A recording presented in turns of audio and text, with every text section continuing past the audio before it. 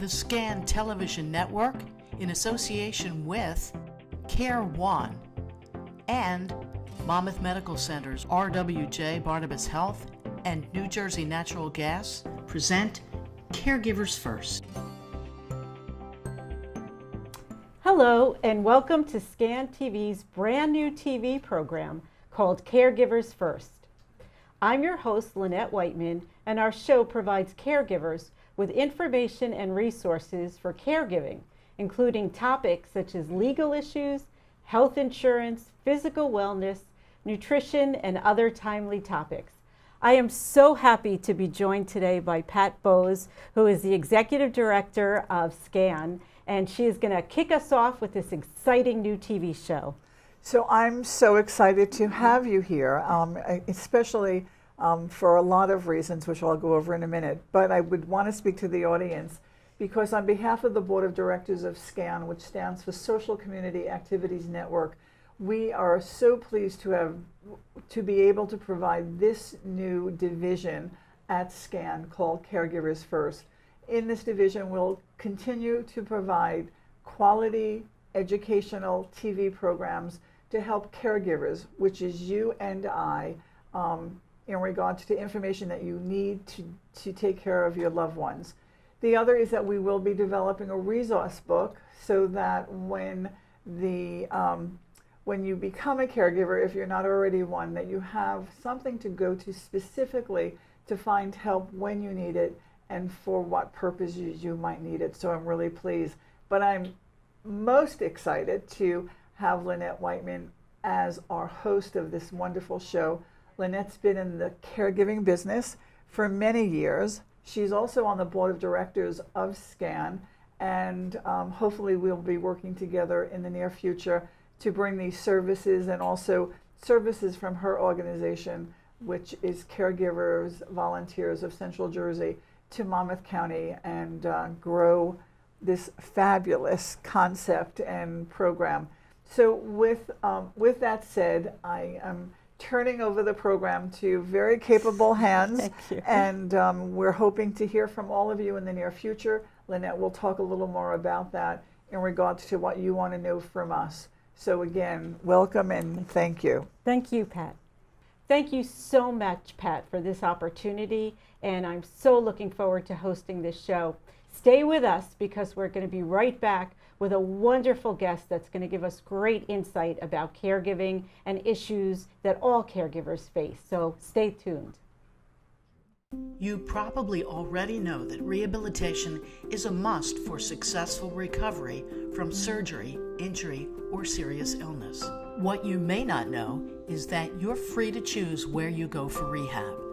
In Monmouth and Ocean County, the compelling choice is CareOne. Where you choose to go for Rehab Matters, and with CareOne, you have 4 convenient locations to choose from in Monmouth and Ocean counties. CareOne at Jackson, CareOne at Wall, CareOne at Homedale, and CareOne at King James in the Atlantic Highlands. At CareOne, you'll work with a team of experts to develop a plan based on your needs and goals.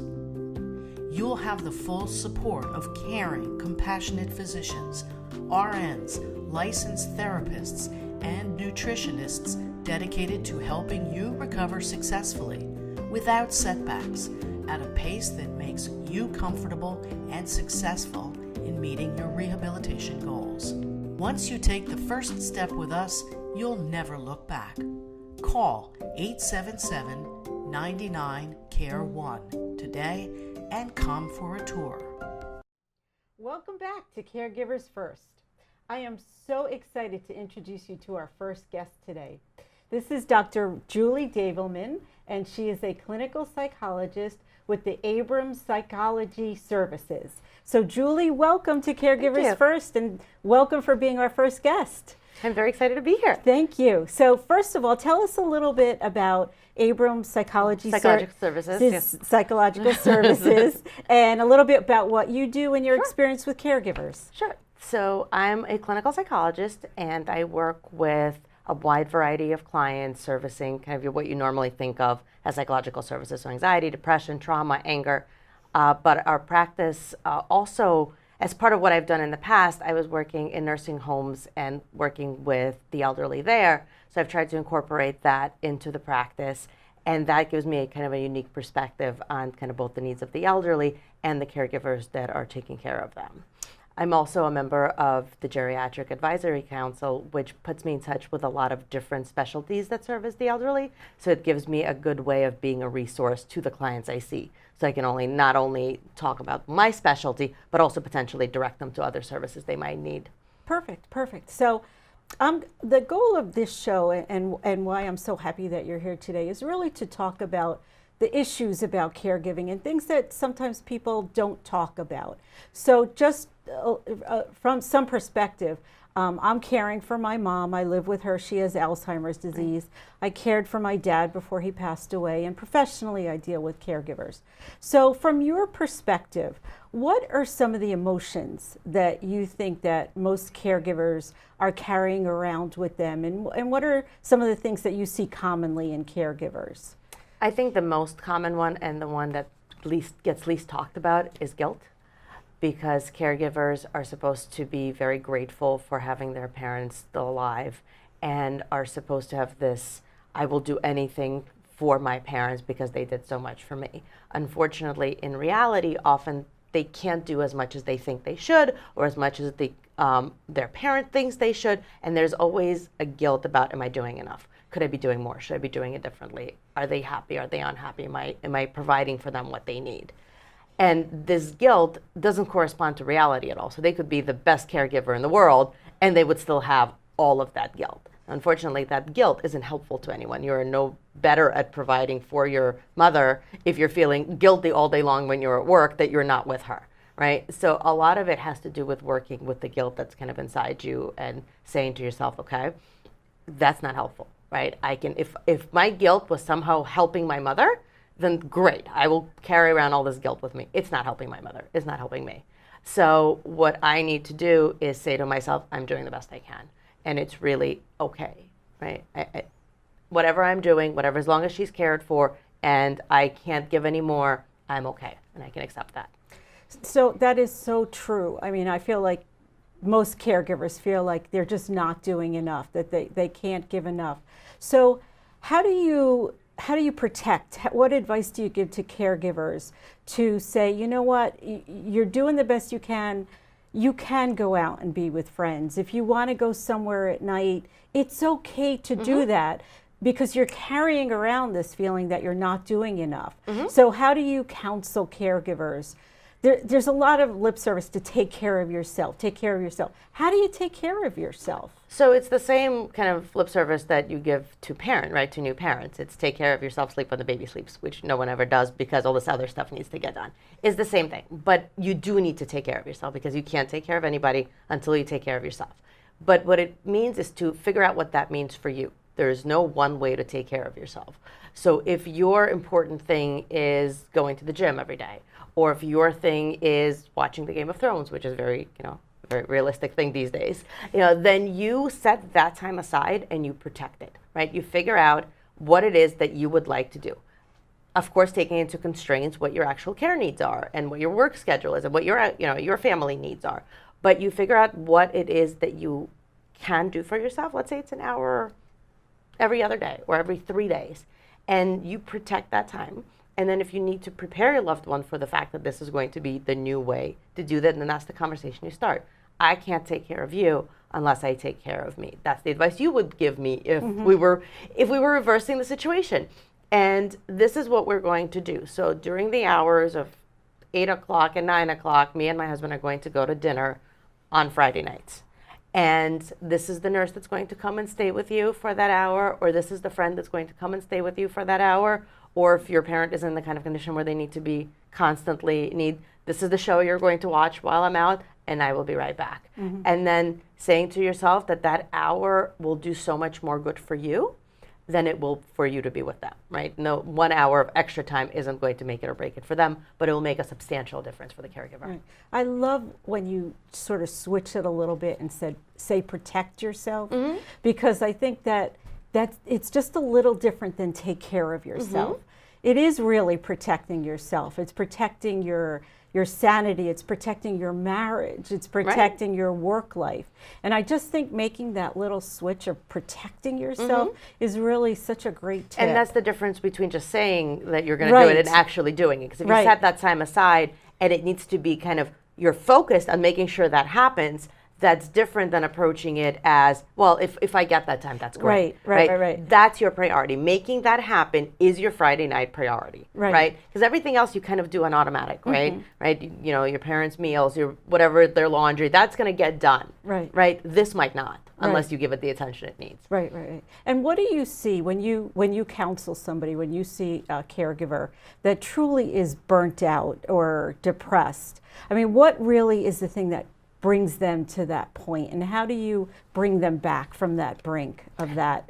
So I'm going to differentiate a little bit about kind of burnout and depression. So if they're, you know, if they're truly depressed, right, like clinically depressed, then that needs to be treated as depression, right? And it's hard. Everyone is different. So what brings one person to kind of the edge is different than the next one. Burnt out to me is more like, I've done this so many times. I'm seeing there's no give back. I just need to keep going and keep going and keep going. And the scary thing about caregiving, and when you say there's no end in sight, it's that scary end that's in sight, right? So you almost can't say that to yourself. So the person is kind of stuck in this space where they can't, the positive in their life is supposedly the continuation of this difficult work. Versus, let's say, when you're a caregiver for a child, well, all you have to do is get it to college and then they'll be out the door and you'll be good. With a parent, it's almost the reverse. The end of the caring is the scary part. So it's helping the person in figuring out where they are. What is it that is causing them this level of hopelessness? Because that's what it's often about. It's, can they figure out, well, often you can't change reality, right? So you can't change the person's needs, the parent's needs. What you can change is how you're approaching it. What resources are you putting into place? What are you saying to yourself? Are you saying to yourself, no matter what you do, you're not good enough? Or are you saying to yourself, well, if my brother was here, he would be doing this amazing job, and I'm just really not? So a lot of that can be changed. So I'm a cognitive behavioral therapist, which means that I believe that what you think affects how you feel, which in turn affects what you do.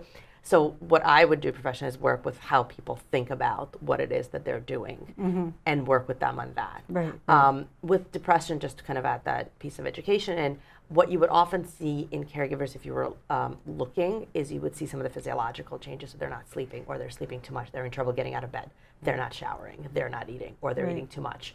So those are often easier to see, even in the really busy lives, than some of the emotional stuff, so the crying and the sadness, because you can just, you know, people tend to brush that off a lot easier. But once someone's no longer getting out of bed, that's pretty noticeable. But but at that point, almost you've missed kind of when it started. You know what I mean? Like you're in a much more severe state than when you should be getting help.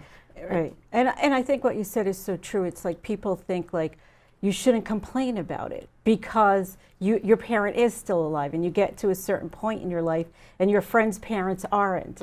So basically, I know myself, if I say something, 9 times out of 10, somebody will say to me, well, you're lucky. And so, or you're insane.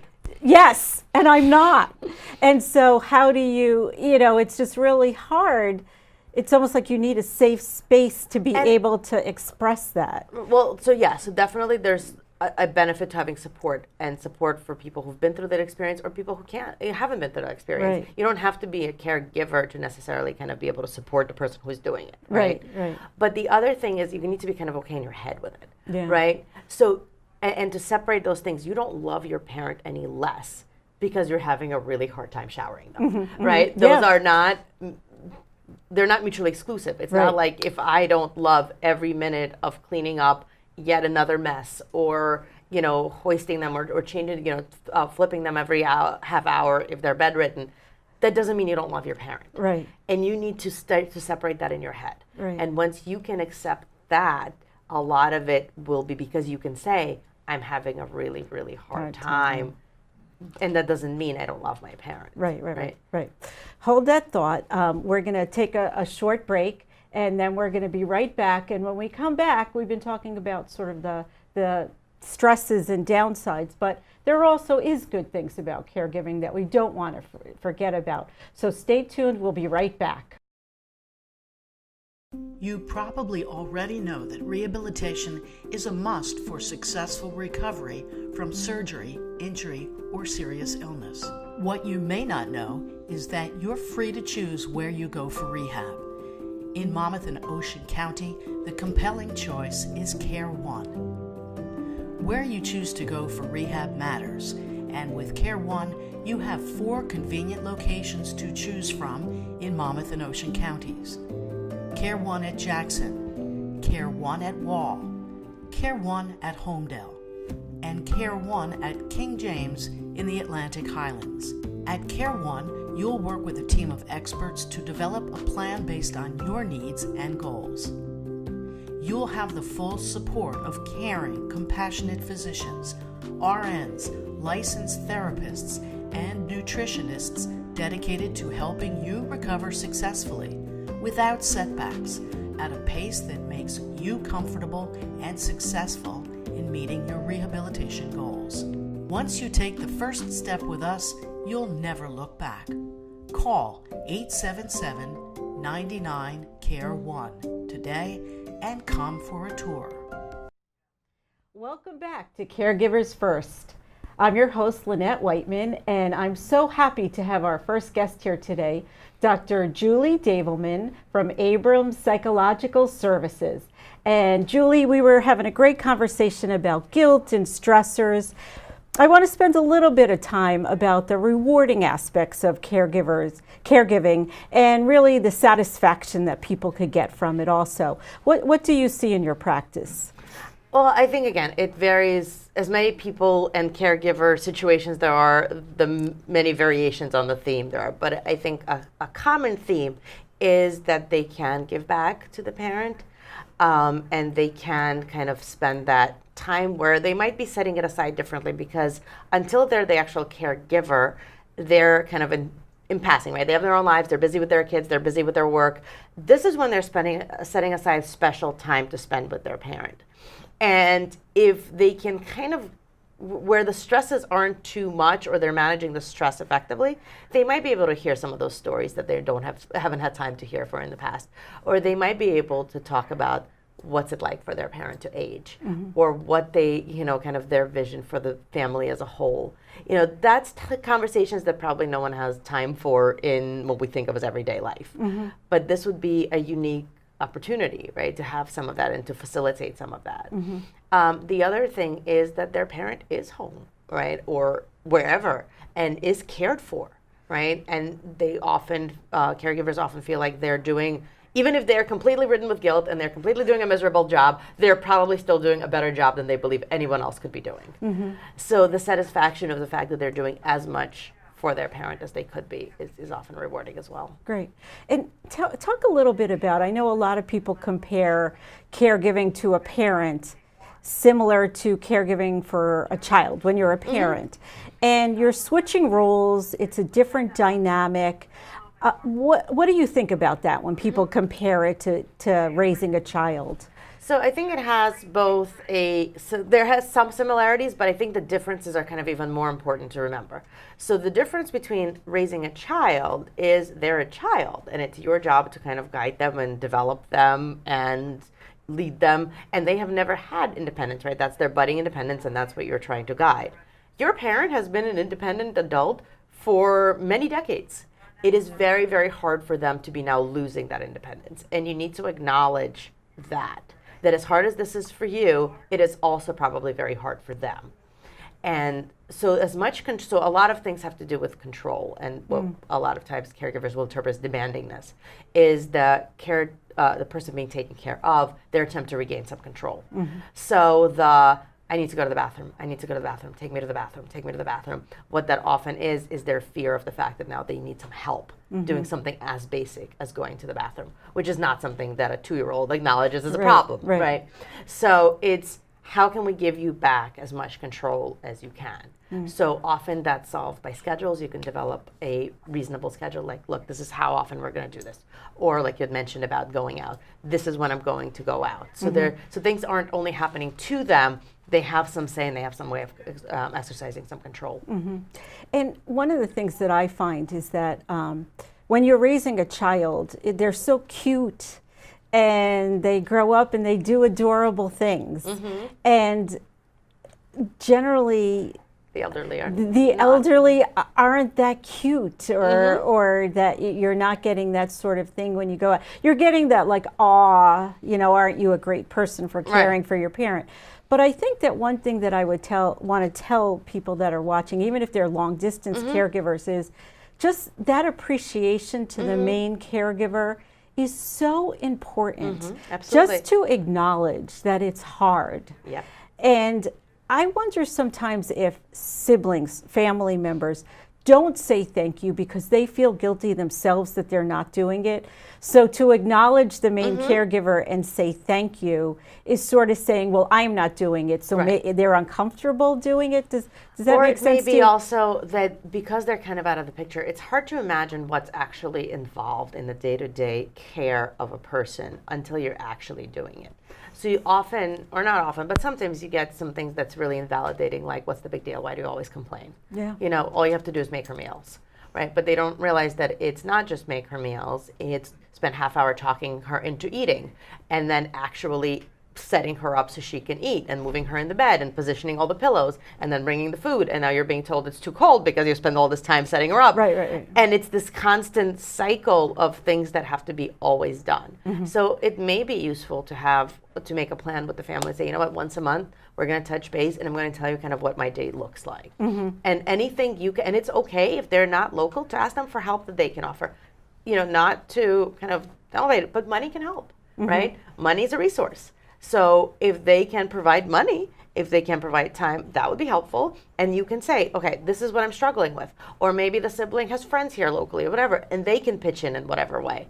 Or they can take on some of your life's tasks. So let's say you would really love to go on vacation, and you set all of this stuff up to take care of your mother, and it's great. We don't have any time to plan your vacation. Maybe they can do that for you, right? So maybe it's some of your life that they can take over. Right. It's really about being creative and figuring out where you can get the resources. And that's probably the other thing we haven't talked enough probably about is resources. Right. And using, people get very kind of tunnel vision about what resources are, right? So it's aides and it's nurses and it's doctors.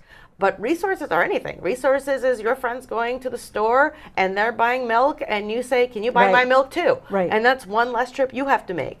Or it's asking a friend to come and watch TV with your mother for 2 hours so you can go sleep or out or shower, whatever. Whatever it is. But often people get confused. I don't have the money to get help. And that just often means that they're not being creative enough with how to ask for help. Right. And it's also the acknowledgement that help is okay to ask for, and that you deserve the help just as much as everybody else deserves the help. Right. And Yeah. So you're definitely you're going to come back because we could talk hours about this. But we're almost to the end of the show, and I do want to get this in here for every guest, really sort of to tell us if you had one piece of advice that you would like to give caregivers, or one thing that you would like to tell them. What would you like to share with them?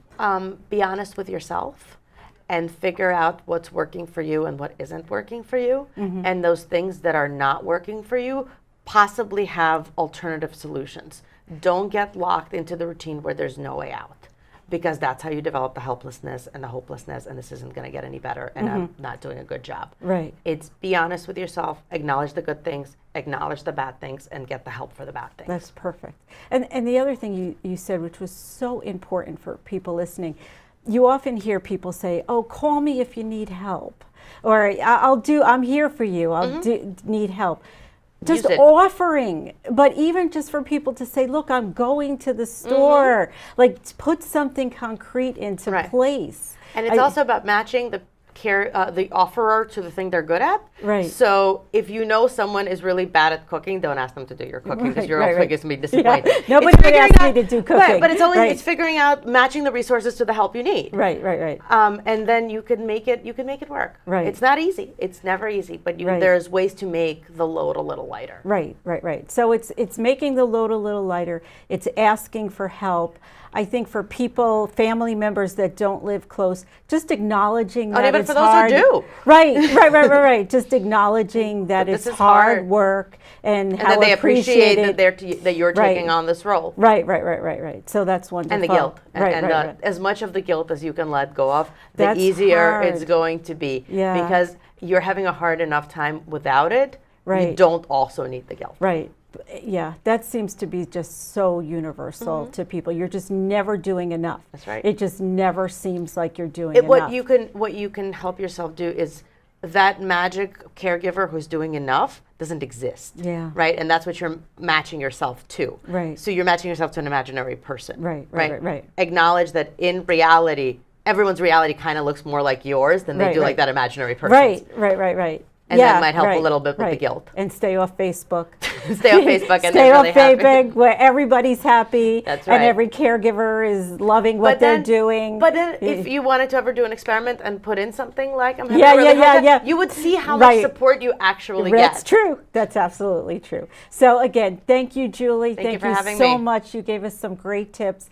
And now we really want to hear from you out there. We really want to hear from the caregivers that are watching this show. So please contact us. Please let us know if there's a certain topic that maybe isn't talked about that you would like us to talk about. If there's a guest that you would like to see, or just if you have a question that's been nagging you and you don't really know how to handle it. So again, this show aims to be really truthful about caregiving, the good, the bad, the ugly. So we would absolutely love to hear from you. And thank you so much for tuning in today. I hope to see you back here next week. And good luck with letting go of the guilt and asking for help when you need it.